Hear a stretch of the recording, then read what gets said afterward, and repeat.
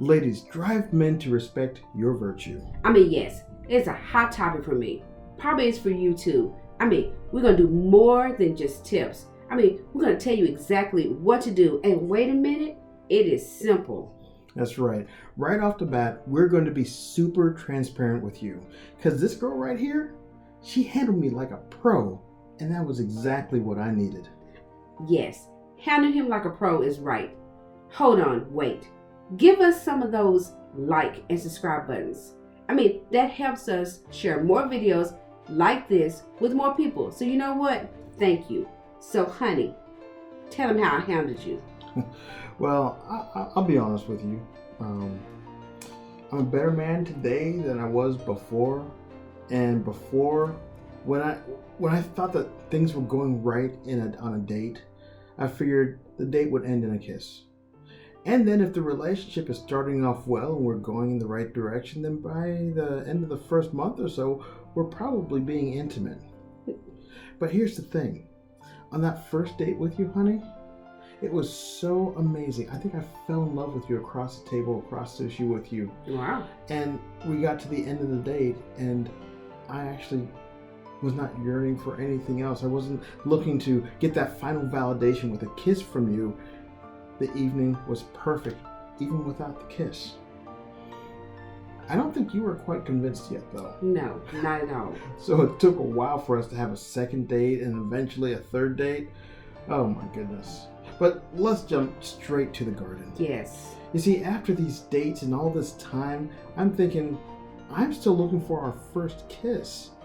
And I wanted it to be so amazing. I wanted the perfect backdrop, the most wonderful venue, the most memorable place, most romantic place to have our first kiss.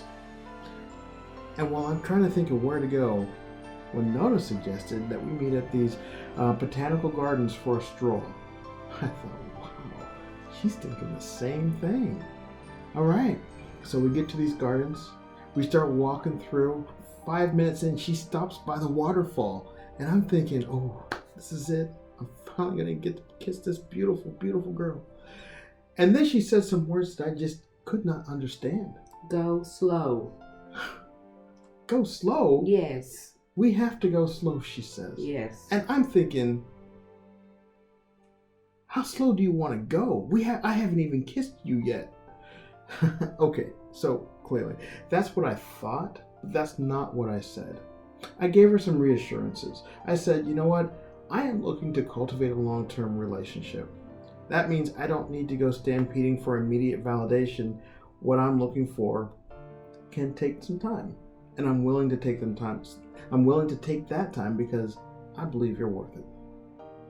So with that, we continued on with our relationship. We absolutely did get closer and closer over the next several weeks, couple of months. And then our relationship, our dating experience started to go to more private venues. Maybe dinner at her place or my place, conversations on the sofa, or maybe even just watching a movie. But every time we were about to have one of these private setting dates, she would preempt it with, promise me. Yeah, she would say, promise me that if I come over, we will not get intimate.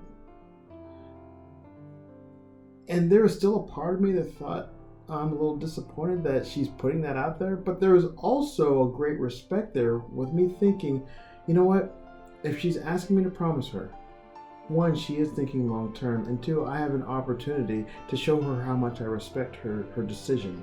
And so I realized if I broke that promise, with her there, obviously, then there's no way that she could trust me when she's not there. And so I honored her request. I honored the promise. I promised her we will not get intimate. But overall, how would you say that you handled me? What did you do to me? So there's 3 key points. One, I was committed to my convictions. And I was committed to those convictions long before you. That those convictions had to stay exactly the way that I needed for them to stay in order to me to be in a long-term relationship with someone. Now I imagine that if you did not set those convictions before we met, then they could be subject to change based on who that you're dating. One person might be more influencing than another. You might be more into one person than another. But if you set your convictions first, They're not based on the person that you're seeing. Exactly. And then I stated to you my convictions. That was number 2. Yeah. Yes. I mean, I couldn't know what convictions I had to uphold Exactly. if you didn't communicate them to me. That's true. And then third, basically was, the buy-in. And the buy-in was go slow, yes, and promise me. Yeah, I had to respond with, okay, yeah, I promise you we'll stick to those convictions. Otherwise, there would have been no date and probably would have been the end of our relationship. This is true.